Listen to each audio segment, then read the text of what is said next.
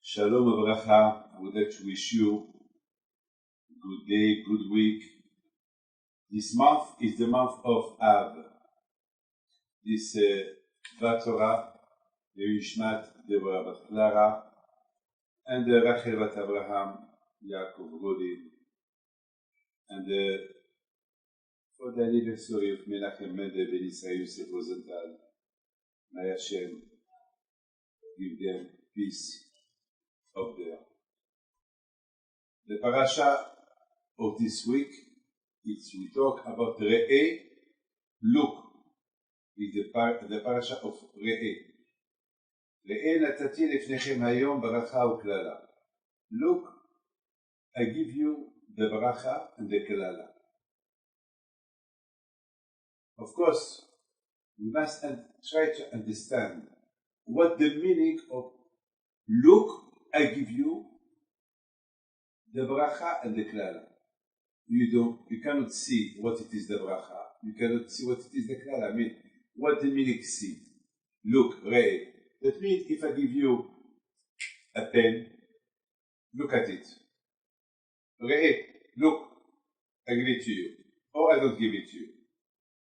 So what the meaning of look, I give you the bracha and the klala. The klala is a curse. Bracha is blessing. And the Torah continue and said, the bracha is when you listen the voice of Hashem, and the curse is when you don't listen the voice of Hashem. This is exactly the meaning of but still, we have to understand what that means, look. My friend, it's so simple. It's so simple. Just imagine somebody who is in the plane. You don't need to tell him if you open the door, he doesn't die. I mean, when he sees the doors of the plane, he knows that those doors they should be closed. Less if he's crazy. Less if he's mad. If he's mad, he's mad. But usually people, they know the doors of the plane, nobody can touch them. It's the closed. It's said they are closed, they should remain closed all the time. It's very dangerous. I mean, when you look at the doors, your happiness is when they are shut, they are closed. Just imagine, I will never forget, one day, maybe 30 years ago, there was a problem in the door of a plane. And I remember it was too much wind. We decided to come from the door. That was a big threat. It was terrible, terrible. Baruch Hashem, nothing happened. But a lot of times, I saw the planes that the plane delayed. Why? Because there was a problem in the door. Because the door is very important. On the door from outside, from inside, or the door, the luggage, it was a problem. So the plane will not take off. So, I mean, this is the meaning. Look the danger. And that's what Hashem said. Re'eh anochi noten lefnechem hayom beracha ukla. Look. What do you mean look? I have to tell you something. The parasha of last week, it was the parasha of Ekel. Ekel, the Ekel, if we have to explain the word of Ekel, that means the end. Ekel, that means the end. There is a big rabbi, Vitruchi Chotam, alav shalom. He said, the two parashiyot, Re'eh and Ekel, there is a connection between them. A man, if a man wants to be good with Hashem and to be really always connected to Hashem, look the end. Look the end. What does it mean, look the end? Look the end, it's like, who is my father? Who is my grandfather? Who is some people that I love with my mother. I mean, they are not there. I mean, this is the fact. This is the truth. That's what Hashem said. Again, always. The best benediction is when you look at the end. The curse, the klala is, you don't care. I do what I want, and then whatever is going to happen.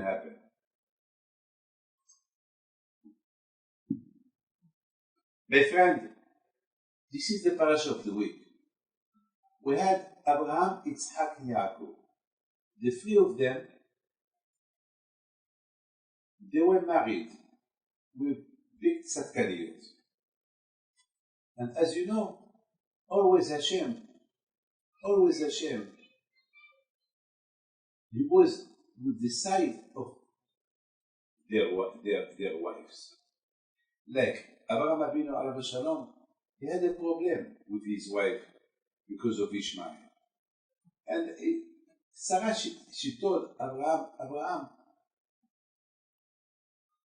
I have a son, Yitzhak, and we have to do a separation from now between the two brothers. You cannot stay together because each one has a derech of his own, a way of his own. So it's impossible. I would like just to tell you something. You know, Baruch Hashem, we have children, but we're not the same. Each one has his view. The most important what we want from our children is to respect Torah and mitzvot, to respect us, to respect Hashem. But each one has his view. This week, at this stage, Baruch Hashem, I was sitting with my children. I wanted to test if all of them, they are equal in their view. And each one has his view. So Sarah Imenu, she had a view how to educate Yitzhak. And Abraham Abinu, he wanted to educate both of them the same way. And Sarah Imenu, she said, no, this is my way. And Abraham Abinu, he was very, very upset. And Hashem, he told Abraham, why are you upset? It's a bracha that you have a wife like Sarah, that she's right. Shema b'kola, listen to her. She's right. And Abraham, he said, okay. He had no choice. Hashem, he backed Sarah Imenu. You know, my friend, Yitzhak Abinu as well. We never talk in the Torah about women, except Sarah, Rivka, Rachel, Leah.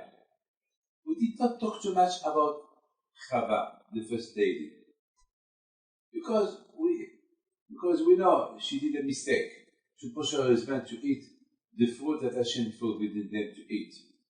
And since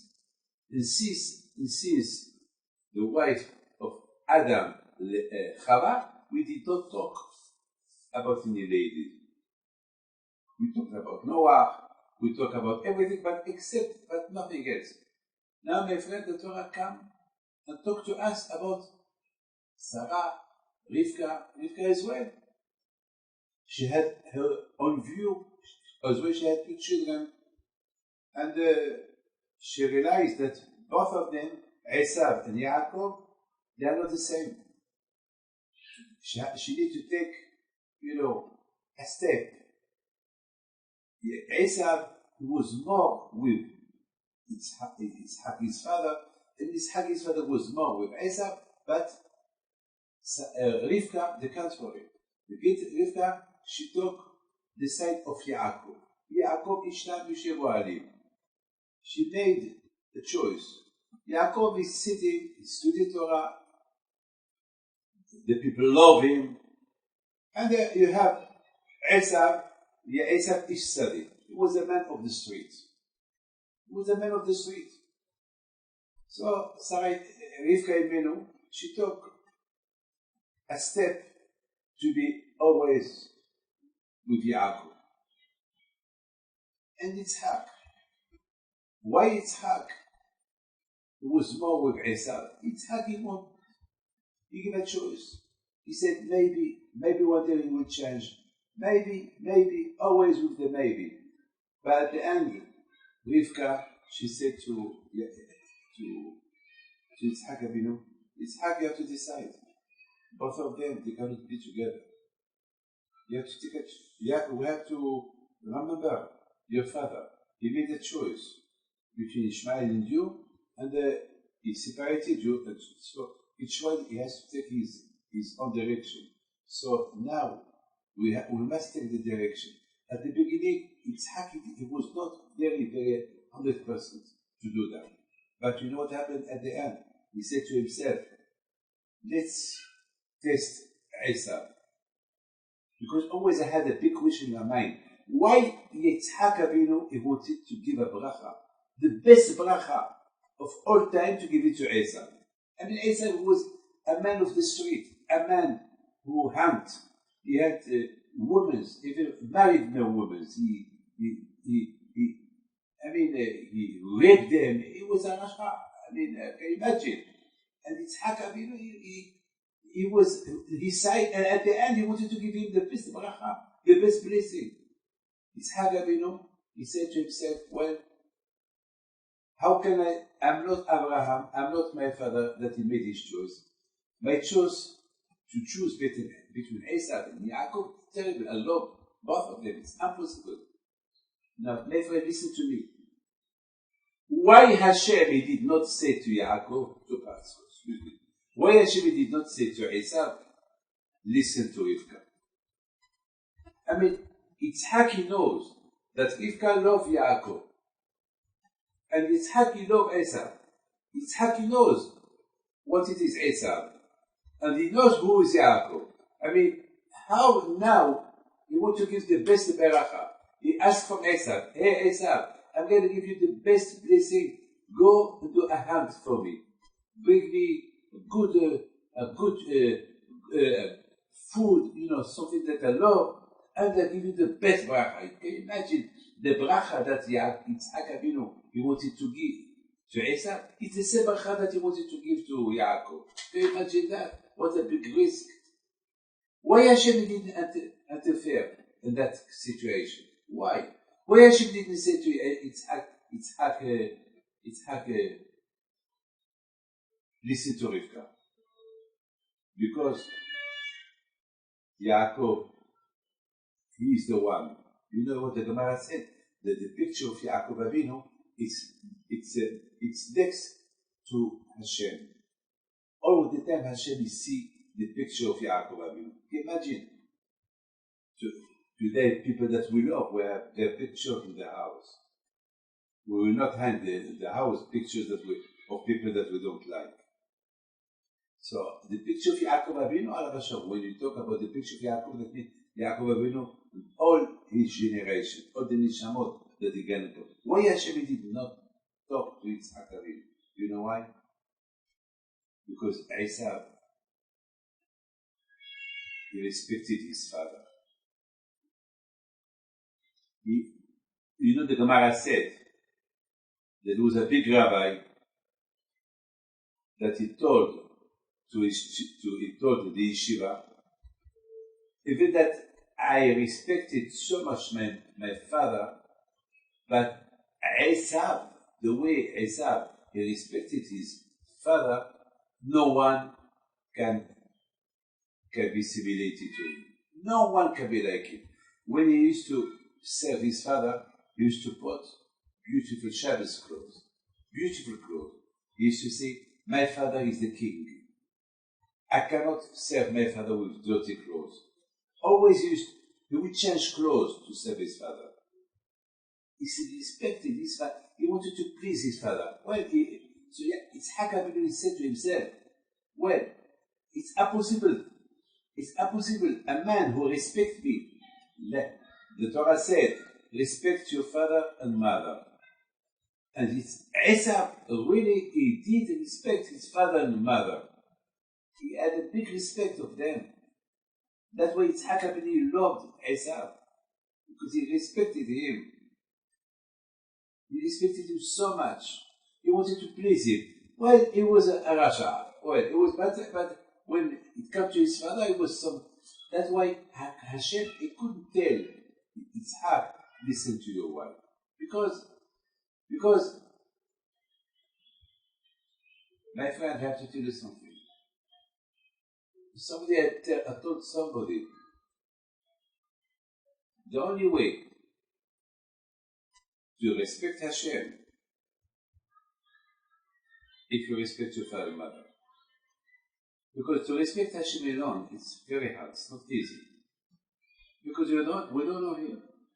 But when you respect your father and mother, those who bring you to this world, so in your imagination you will think, if I have to respect my father and mother, as the Torah told me, so how much I have to respect Hashem, that He give life to my father and mother. That means only through the father and mother you can reach the love of Hashem. So Yitzhak Avinu, he said, well, I have to give an opportunity to Esav.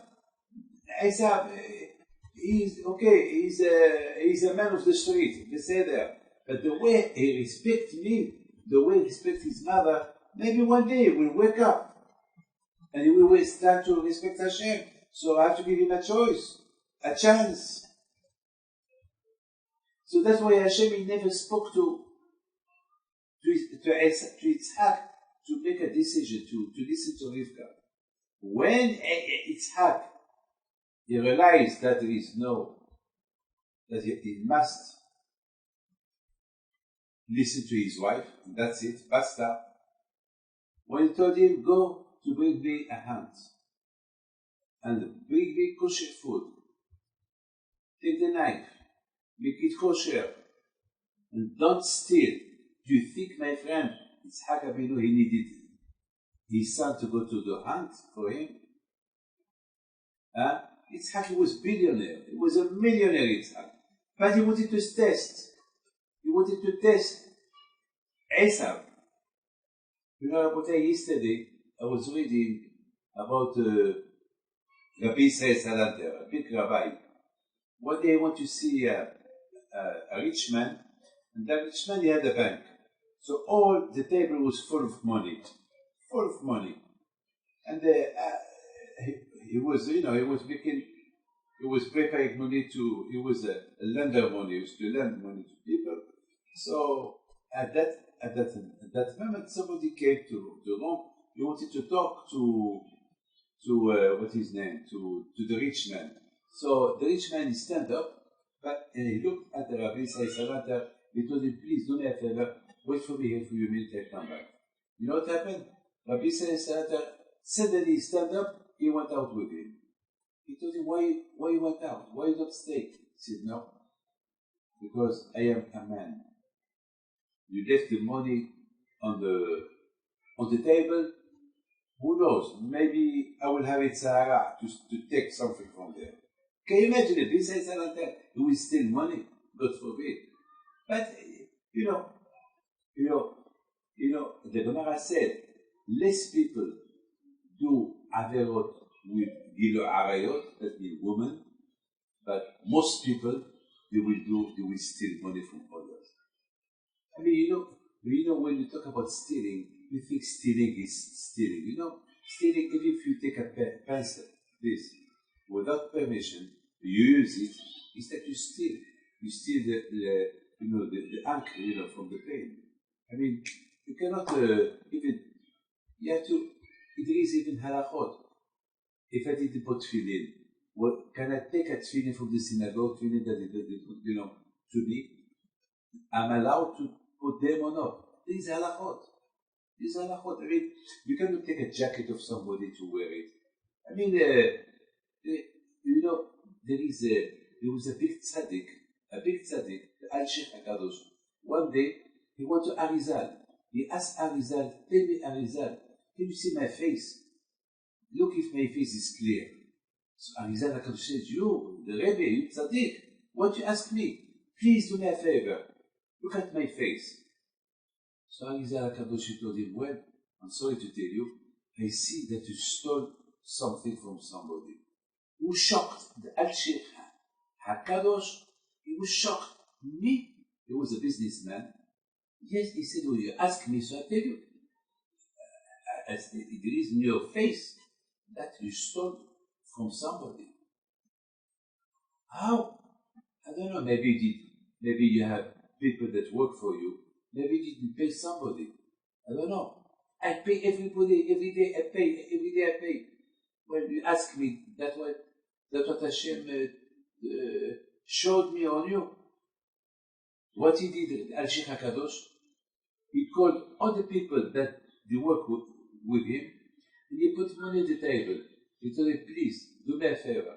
If I didn't pay somebody, if I paid somebody less money, please, enjoy, take. And if you think I didn't pay you well, take. Nobody took $1 from the table, except one widow. One widow, she came and she took 50 cents. 50, a small. So the rabbi told her, why you took only this? Why didn't you take more? No. A few weeks ago, you paid me, but in the envelope, 50 cents were missing. But I was ashamed to ask you for 50 cents. It's not good. Thank you very much. Thank you. If you want to take more, take. No, it's okay. The Sheikh HaKadosh went to Arizal. Before the Al-Sheikh, he asked a question to Arizal. Arizal, he was smiling at him. He told him, hey, Al-Sheikh, my friend, your face is clear. That woman, that she took the matbea, the piece of money, that's what put in your face that you stole money. Can you imagine this? My friend. And for us, 50 cents is nothing. You know what the Gemara said? The Gemara said, a lot of people who do business, with the Muslim, balance. Who they sell fruit, in Morocco, we balance you. The Gemara said that when you do business with the balance, always give a little bit more. At least, always give a little bit more. Because sometimes people, they instead of 1 kilo, they will give 99. That's for it's no good. You stole 1 gram to the man. It's looting, no, not steal. Imagine, my friend, this. So now you understand why Yitzhak Avinu alav shalom. He wanted really to test. He wanted to test Esav. He wanted to test Esav. If he will steal or not, because he was a man of the street, he stayed over. Now, bring me, go do the hunt, and bring me, food, kosher food. And unfortunately, Esav, he went to hunt. He took all the equipment, and he didn't find what to hunt. So you know what he did? He stole a dog. He killed the dog, and he bring the dog to his father. Now his father understood that those two brothers, they should be separated. So what bracha? What bracha Yitzhak Avinu give to Esav? He told him, look, Esav, I want you to change it. I wanted you to get the best brachot. I thought that you may change, but you want always to remain a man of the street, to steal, to kill. So you cannot be together with Yaakov. Can you imagine? Esav, Yitzhak Avinu, he did a big mistake. Why he told Esav what Yaakov did? Why he told Esav that Yaakov stole the bracha from him? He should not tell him nothing. And there be shalom between Esav and Yaakov. Why Yitzhak Avinu? When Esav came with the food, he said, Papa, here's the food that you love. And then Yitzhak Avinu, he saw that Esav bring him a dog. He was a prophet, Yitzhak. And he told him, well, thank you very much for the dog. I already give the bracha to your brother. Why he told him this?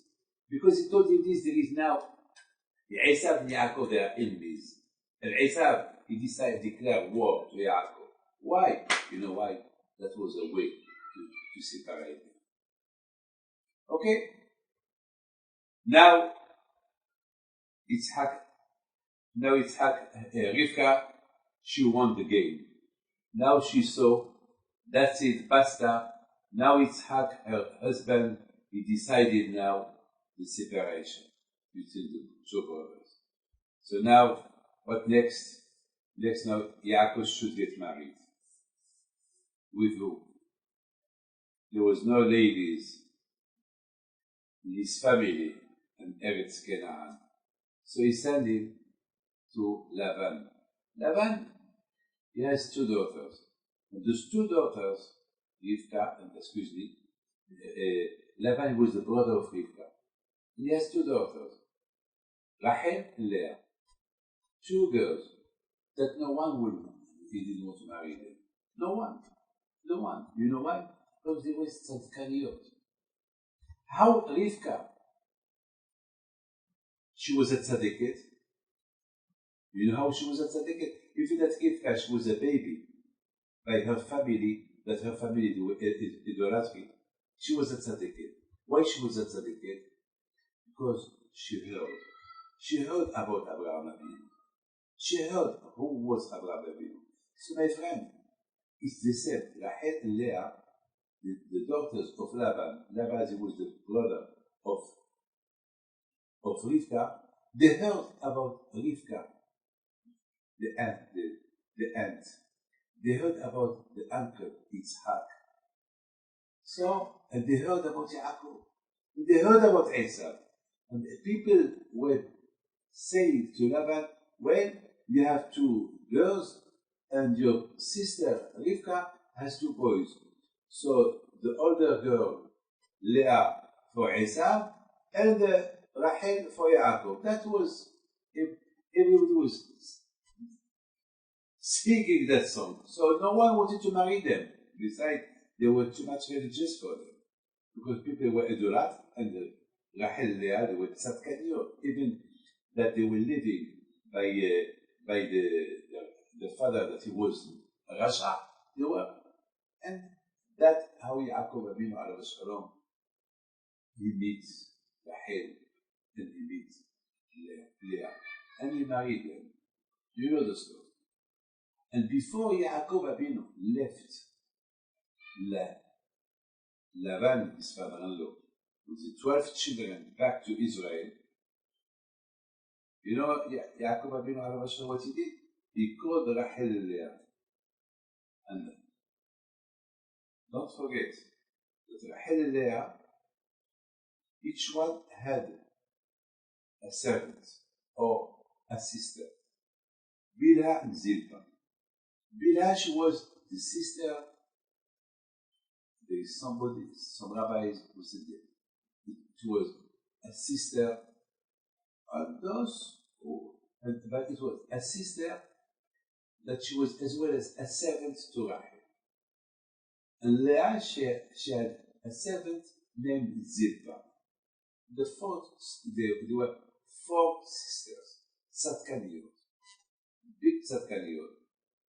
So each time that Yaakov Avinu alav shalom, he wanted to, and then as you know, Yaakov Avinu, with the permission of Hashem, he married the four girls, the four ladies, Rachel, Bilhah, Leah, and Zilpah. And he had with them 12 children and one girl. Hashem decided that Rachel will give him 2 children, Zilpah will give him 2 children, Bilhah will give him 2 children, and then, of course, Leah, she gave him 6 children. And every time Yaakov Avinu wanted to take a special decision, he would ask Rachel and Leah. Why Yaakov Avinu was not clever enough to take decision by his own? No. My friend, Yaakov Avinu is so like, he was like his father, Yitzhak, that always he would consult Rivka.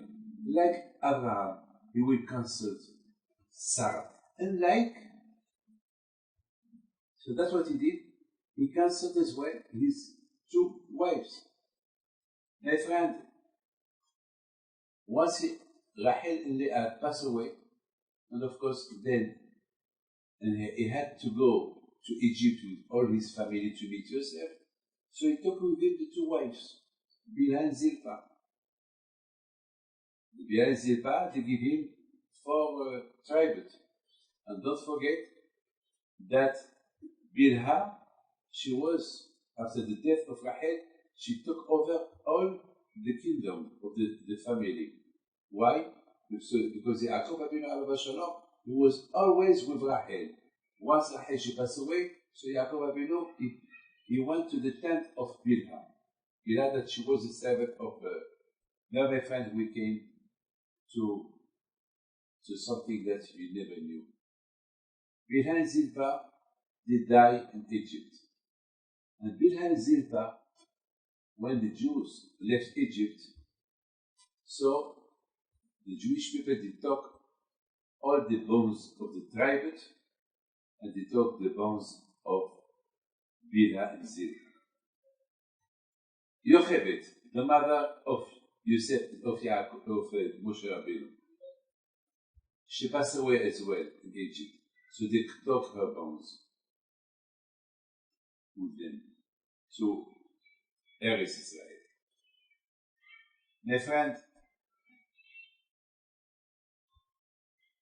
I never understood why Bilhah and Zilpah, Yochebed and Tzipporah, as you know, Moshe Rabbeinu, he died in the desert.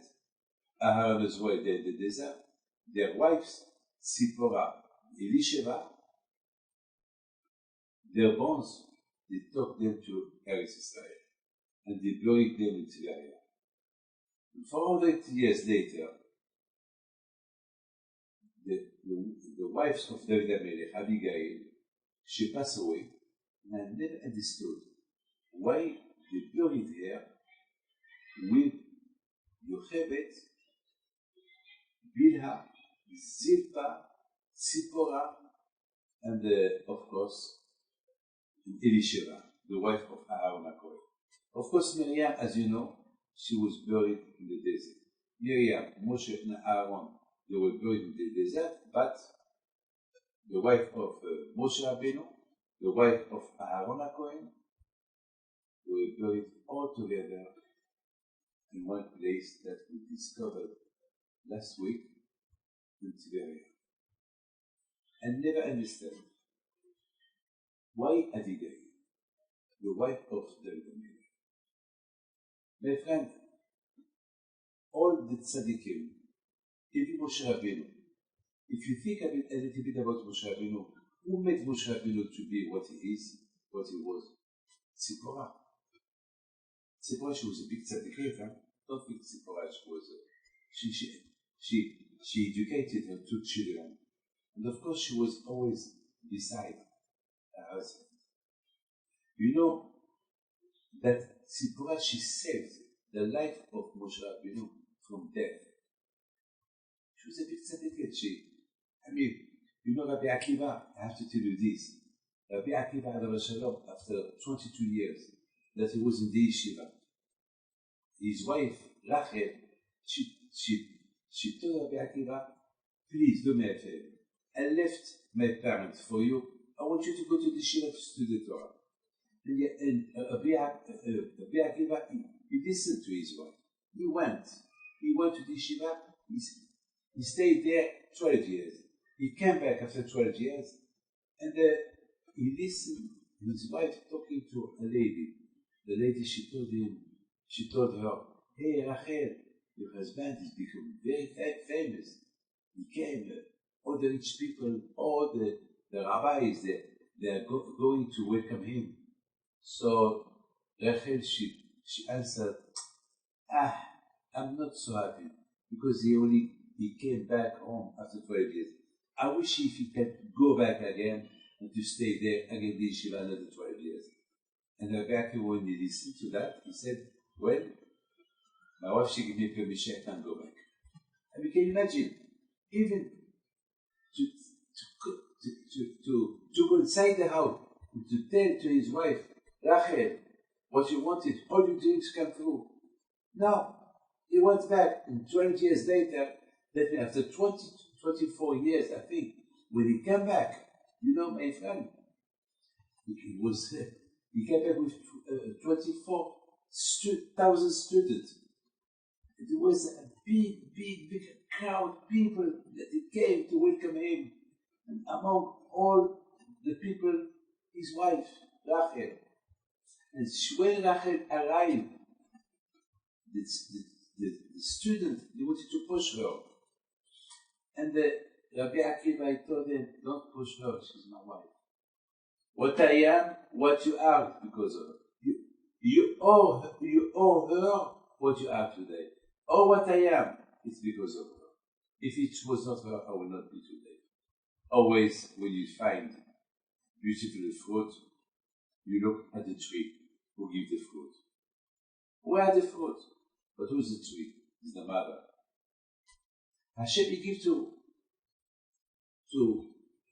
the Imahot, our holy mothers, especially clarity, how to educate the children, how to give them Torah and mitzvot. My friend, the king Yechizkiah, one day the prophet told him, Yeshaya, Yechizkiah, Papa, you say we're going to die. So Yechizkiah said, why are we going to die? I'm okay. Why? Yet, not only you're going to die, you will not have Olam Haba. You will not have paradise. So Yechizkiah said to, why? I respect Hashem, I respect the Torah. So the prophet Yeshaya said, because you didn't get married.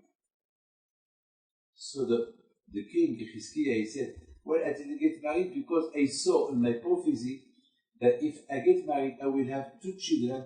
They will be big Reshaim. They will be big bad people, and they will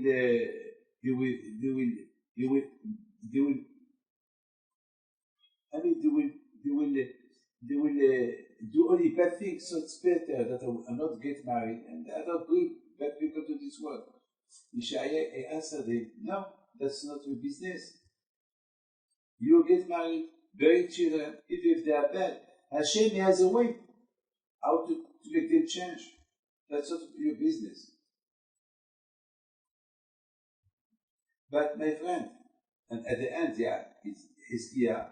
He prayed to Hashem, and Hashem give him 15 years of life. So he got married. He married the daughter of Ishaiah the prophet.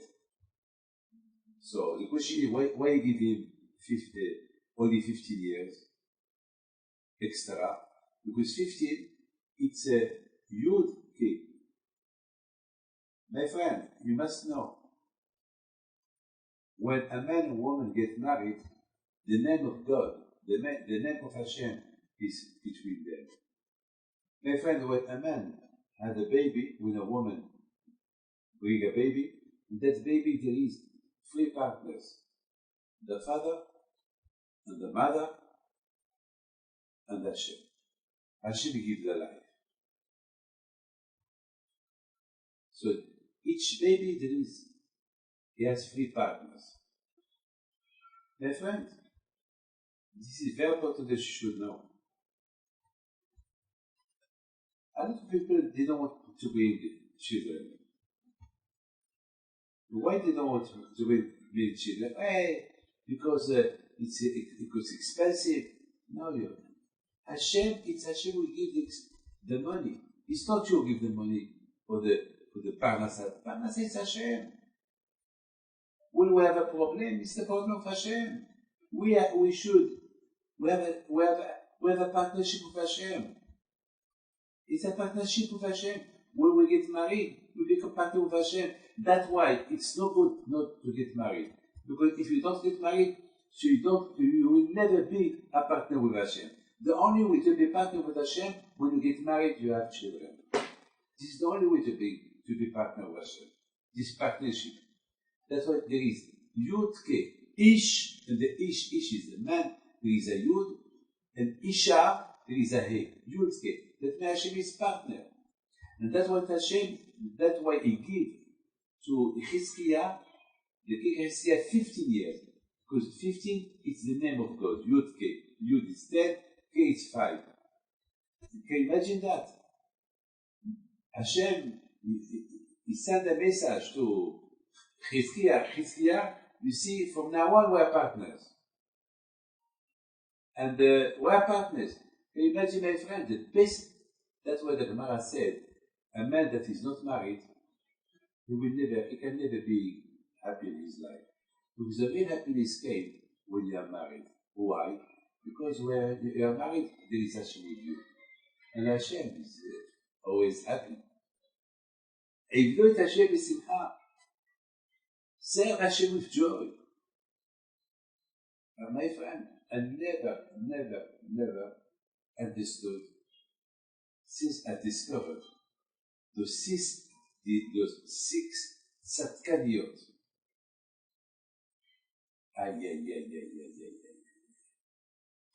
Six Tzadkaniyot devote Bilha, Zilpa, Yocheved, Elisheva, Tzipora, Abigail, the wife of David and Ellen. The six of them buried in Tiberia. The six of them that they made their husbands. Bilha and Zilpa, they were extraordinary. They were the servants of Yaakov Avinu. And there was Tzadkaniyot. They were, faithful to their husband. They were with them. For them, they will never try to take the place of their masters, like Bilha. She was the servant. She always remained the servant of Rachel. Even that now she's married to Yaakov, she considers herself, I am only the servant. Now she's not the servant anymore. Now she's a wife. She's the wife of Yaakov Avinu. No, for her, I am nothing. And because of that, when Rachel passed away, she became the top. There Yaakov Avinu will go to her tent. And Zilpa was the same. Even at Zilpa, she married Yaakov Avinu. Well, now that she's married, she's not anymore the servant of Leah. She remained the same. No arrogance, nothing. That is the chokhmah, the clarity of a lady. Each lady could be like that. My friend,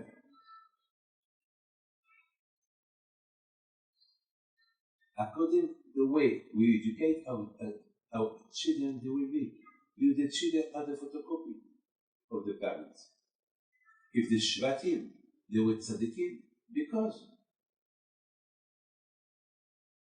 of their mothers. Rivka, Rachel, Bilha, Zilpa, they were all together, to educate them in the Torah mitzvot.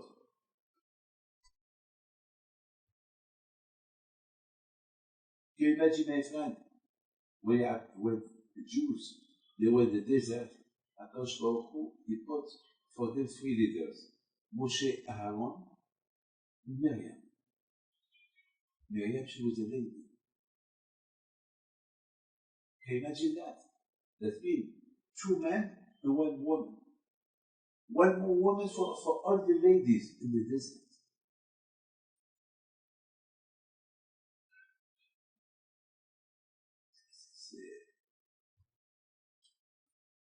My friend, if each one of us should do his best to keep the Shalom Bayit, as all those Tzadkaniyot were, how much we have to learn from Yocheved, the mother of Moshe Rabbeinu, the patience she had to educate Moshe and Aaron, how much she suffered before she put Moshe in the river with Imunah on Hashem. She could say, why I went back with Amram to bring a baby that now he's gonna die. No. She had Imunah on Hashem. I will marry Amram, and whatever Hashem wants, I will accept. Those are our ladies. Those are our parents. We had Zilpa and Aaron HaKohen. How much Aaron HaKohen, all what he did, Ohev Shalom, Ohev Shalom, all his life during 40 years in the desert, he was running to put Shalom between people. Sometimes all night, he has to stay in the houses to put Shalom between people. Who was behind him all the time? Eli Shiva. Yes, my friend. Eli Shiva. But Sipra will talk about her. Binan Zilpa, we talked about her. Abigail. This is the only question I have. I did not understand. She was a big tzaddiket. She was among the few women that they were prophetess, that the Jewish people had. But why she was buried in Tiberia? So,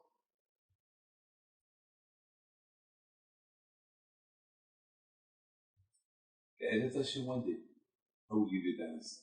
But now, let's go to Tiberia to discover the town of those Tzadkaniot.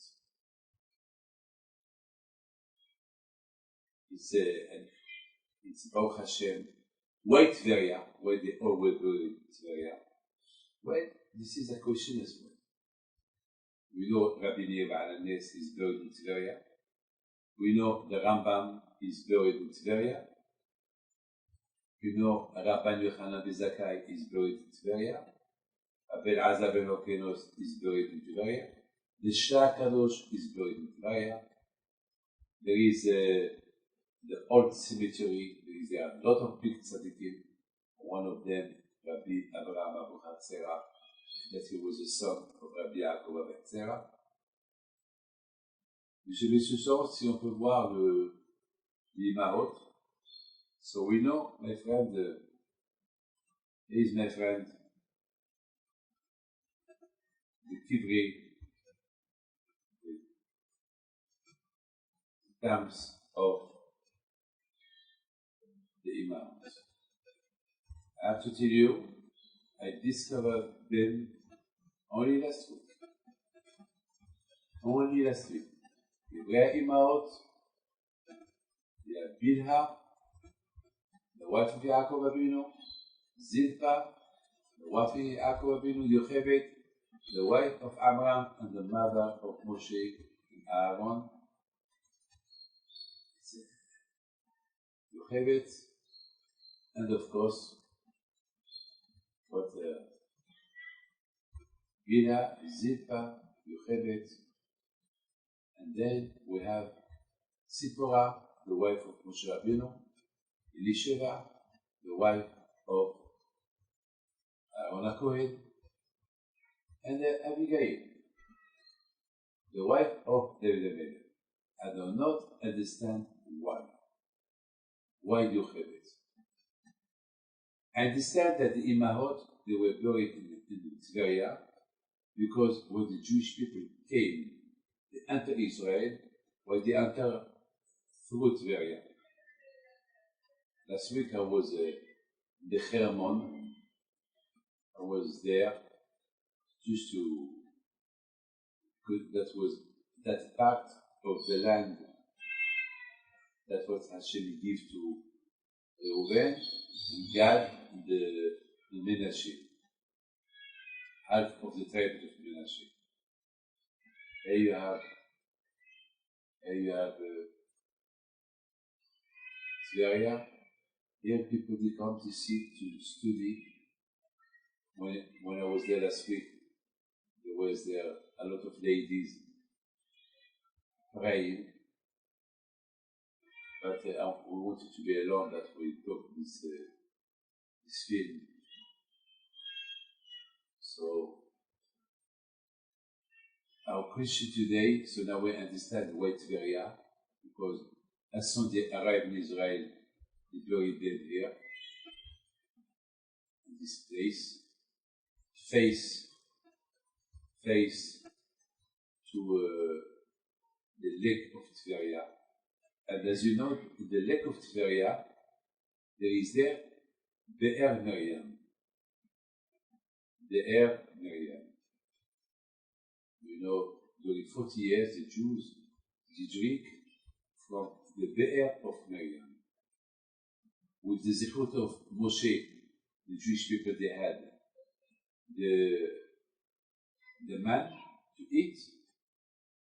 With the zechut of Aaron, the Hanelikavod, the second cloud that protected the Jews from heat and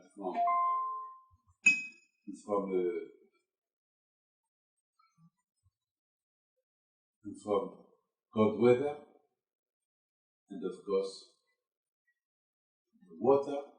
It was Bishut Miriam.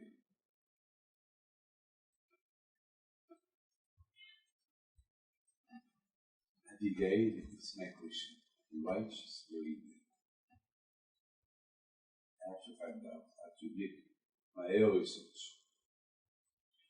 Of course, it must be a connection. If, I don't know if she passed away when David Melech was alive, or after the death of David Melech, David. But Abigail, she was the prophet.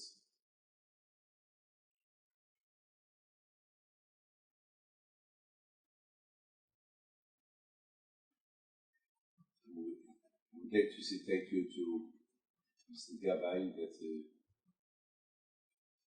connect us to the Maot. And of course, it's a moment now to pray for the Zechut.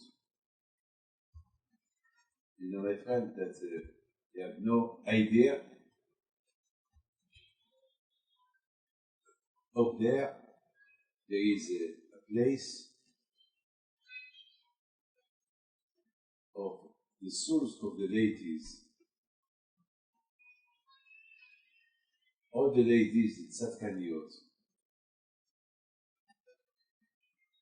Batya, Sarah, Gilpar, Rachel, Leah, and of course, all the Satkaniot. We must know that if we are what we are today, it's because of our mother. The education that we received from our mother. So my friend, it's a time to pray. It is the fruit of those ladies Tzachariot, those who give you bracha and tzlacha. And I am sure that most of you just discovered this thing here in Tiberia. Personally, I never heard and knew about that. I only heard about Tiberia. Rabbi Meir Alanis is buried there, that's it. After the Rambam, all the Tzadikim. And my friends, you will see from here Tiberia. Beautiful. You see the Kinneret.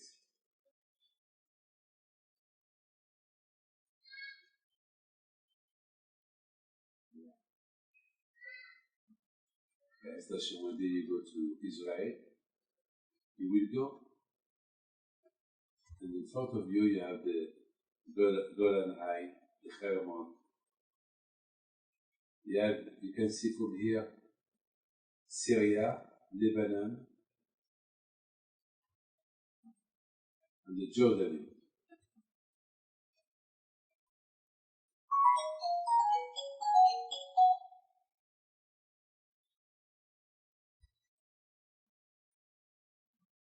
The Emmaus.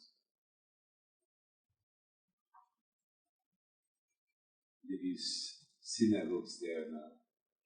There is a Bet Chabad there. It's beautiful. Baruch Hashem for this new discovery. Okay, Toda Rabba. We see you next week, Be'ezat Hashem.